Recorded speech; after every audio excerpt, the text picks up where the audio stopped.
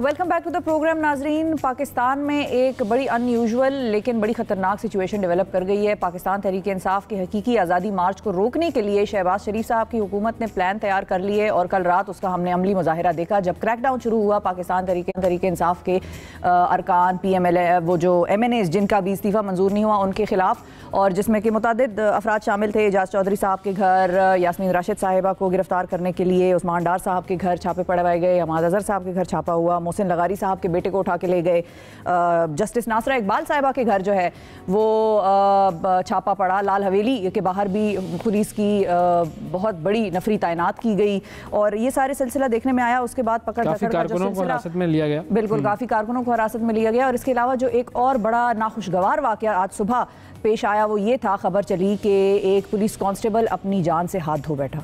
अब जाहिर है जब पुलिस के इदारे को या किसी भी स्टेट के इंस्टीट्यूशन को आवाम के खिलाफ इस तरह से लॉन्च किया जाएगा तो फिर दोनों तरफ से रद्द-ए-अमल आने की गुंजाइश हमेशा रहती है। अब ये सिलसिला कहाँ तक जाएगा और ये कितना ख़तरनाक हो सकता है मुल्क की प्रिवेलिंग इकोनॉमिक क्राइसिस के हवाले से अगर हम बात करें, या जो भी सारी एक पॉलिटिकल क्राइसिस मुल्क में डेवलप किया गया है या हो गया है, इस हवाले से हम बात करेंगे। और इसको रोका कैसे जा सकता है, किसकी जिम्मेदारी है और किसको पहले इनिशिएटिव लेना होगा। हमारे साबिक सेनेटर जनरल अब्दुल कयूम साहब मौजूद हैं, लेफ्टिनेंट जनरल रिटायर्ड हैं। अस्सलाम वालेकुम सर। जी वालेकुम अस्सलाम। पाकिस्तान मुस्लिम लीग नवाज से आपका ताल्लुक रहा है और बहुत शुक्रिया सर, बड़े अरसे बाद आपसे आज मुलाकात हो रही है। रहा का लफ्ज़ तो नहीं है, देखिए गलती थी ना ये नहीं थी। जी बिल्कुल सर, बहुत शुक्रिया आपने वक्त निकाला। बड़ी मतलब आज का जो ये सेगमेंट है वैसे तो बड़े हैप्पी नोट पे हम चाहते थे कि आप आए, लेकिन कोई बहुत खुशगवार नोट उस तरह से है नहीं कि जिस पे हम खुश हों। या अजीब सी सिचुएशन प्रिवेल कर रही है मुल्क में, सब लोग जो हैं वो खौफजदा हैं, एंकर्स पे FIR, PTI के कारकुनों के खिलाफ क्रैकडाउन, ये किस तरफ सिचुएशन जाएगी। पुलिस कांस्टेबल की शहादतें, अब ये भी समझ में नहीं आ रहा। कोई कहता है पुलिस वाला ठीक था, वो अपनी ड्यूटी कर रहा था, ज़ाहिर है उसको ऊपर से ऑर्डर आया, या तो वो फॉलो करेगा या नौकरी से हाथ धो बैठेगा। तो ऐसी सिचुएशन में उसके खिलाफ रद्द-ए-अमल आएगा आवाम की तरफ से अगर वो क्रैकडाउन करेगा, तो अब क्या होगा। जी देखिए, हमें ये देखना है कि आज अल्लाह के करम से मुल्क के अंदर जमहूरियत है, कोई डिक्टेटरशिप नहीं है। आज एक आपके मुल्क में आईनी हुकूमत है, आज कोई मार्शल लॉ नहीं है। तो देयरफॉर देयर इज़ नो जवाज़ के आप सड़कों पे निकल के जैम कर दें और लोगों के जानो माल को ख़तरे में डालें। और इस तरह की टेंशन, जैसे कांस्टेबल बेचारा अपनी ड्यूटी में शहीद हुआ, बहुत से और इंसिडेंट्स हो सकते हैं। और ऐसे मौके के ऊपर ये जो लोग प्रोटेस्ट करते हैं, ये ज़रूरी नहीं कि वो ख़ुद कानून को हाथ में लेना चाहें। ऐसे मौक़ों से दुश्मन फ़ायदा उठाता है। आपको मैं ये बताऊं, देखें आज के दौर में जो कौमी सलामती है ना, इसके 5 मेन कंपोनेंट्स हैं। यानी आपको जो ख़तरात हैं, एक है मिलिटरीली कोई अटैक तो नहीं करने वाला, अल्लाह का करम है उसका कोई फिक्र नहीं। कोई न्यूक्लियर का अटैक तो नहीं आने वाला, नहीं है। टेररिज्म के अटैक्स, यस, टेररिज्म की अपसर्ज हो रही है और वो क्या कहेंगे, उनके लिए ये बहुत अच्छा ग्राउंड होता है कि अंदर जला के। चौथा ये है कि आप साइबर वॉर की अटैक करें, वो भी हो रहे हैं, वो हर तरफ हो रहे हैं। वो तहरीक इंसाफ में भी हो रहे हैं, इन पार्टियों में भी हो रहे हैं, हुकूमत में भी हो रहे हैं। And last but not the least is economy. आप देखिए कि आपकी इकानमी को तबाह करने के लिए, और इकानमी की बेस क्या है, पॉलिटिकल इंस्टेबिलिटी कंट्री के अंदर।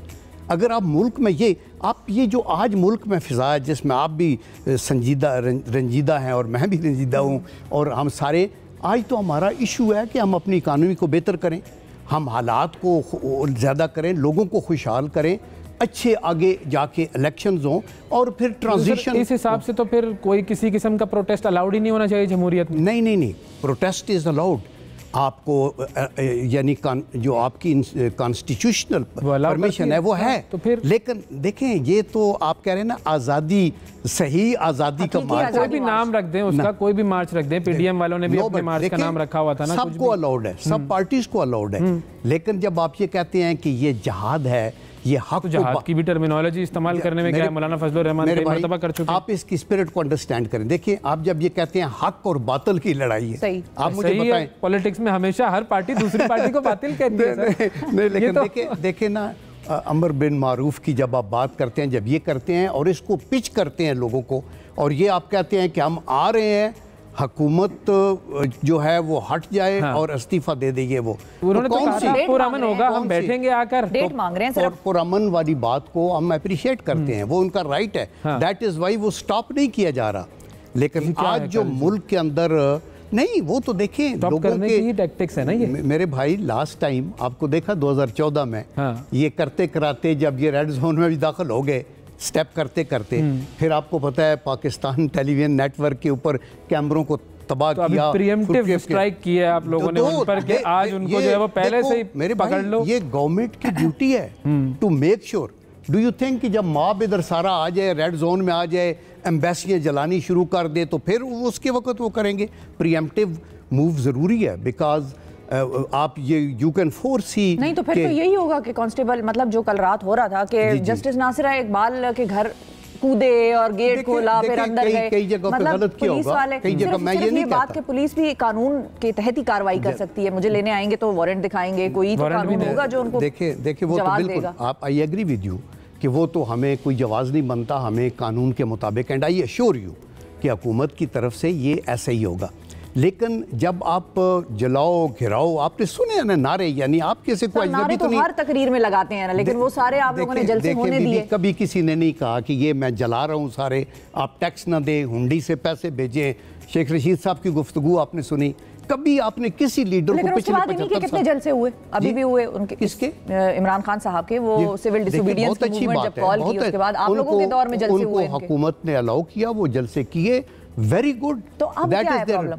अब ये इस्लामाबाद वाली कॉल में मसला क्या है? नहीं तो फिर आपको वरी क्या है? आपको क्या वरी है? मुझे आप बताएं कि जो वो आ रहे हैं, लेट से उनको आने देते हैं, वो आ भी रहे हैं, उन्होंने कहा कश्मीर हाईवे पे आएंगे, लेकिन अगर मॉब कानून को हाथ में लेता है, बसें जलाने की कोशिश करता है, घरों पे, आपने देखा कि last time supreme court, parliament, TV station, बल्कि एक एसएसपी को पकड़ के डंडे, यानी ये मे भी इमरान खान साहब के कंट्रोल में भी ना हो। तो सर उसका तरीकाकार तो यही होता है ना कि मिसाल के तौर पे 500 या 1000 या 2000 या जितने भी आदमी आते हैं, वो आकर एक जगह आप उनको देते हैं कि आप इस जगह पर बैठेंगे, इसके अलावा मूवमेंट नहीं होगी, उस जगह को कॉर्डन ऑफ किया जाता है ताकि उनको ये सारी चीजें करने का मौका ही ना मिले। वो किया जा, ये कर देते। आई कैन अश्योर यू, नहीं कर देते, आप देखेंगे ना, दैट इज बीइंग डन। तो आपने कमर तोड़ने की कोशिश कर दी। नहीं, देखें वो हर हुकूमत ये करेगी कि जब आपकी इंटेंशंस ये हों और आप ये कह रहे हो कि एक आईनी और कानूनी हुकूमत को कि हमने घर भेजना है और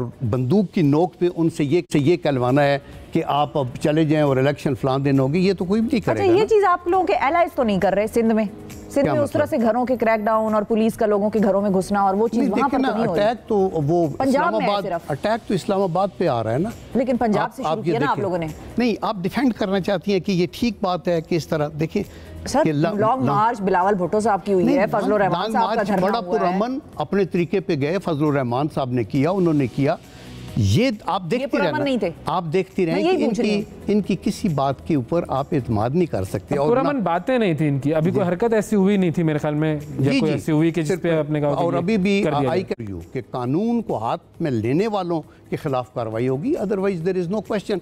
और लोगों की जानो माल की हिफाजत हुकूमत का फर्ज है। प्रीएम्प्टिव मेजर्स, कंटेनर्स क्या तरीके इंसाफ के टाइम में नहीं लगते थे हर तरफ, ताकि ये आप बचाएं। देखिए ना, जब लोग इतना अंदर घुस आए, आपकी पूरी डिप्लोमेटिक आने तो दे, यही तो मैं कह रहा हूँ, आने दें, फिर करते जो करना है। मतलब जो पहले कर दिया भाई आपके पास। देखिए, आप अगर एक मॉब को, बहुत बड़े मॉब को लेट से अंदर आने देते हैं, तो आपके पास तो सिक्योरिटी फोर्सेस आउट नंबर हो जाती हैं ना, और फिर आप ऐसे किलिंग तो नहीं करना चाहते जैसे गोरे अंग्रेज ने अमृतसर में सिखों को उड़ा के रख दिया था, ये तो हमारे बच्चे भाई हैं और ये वो।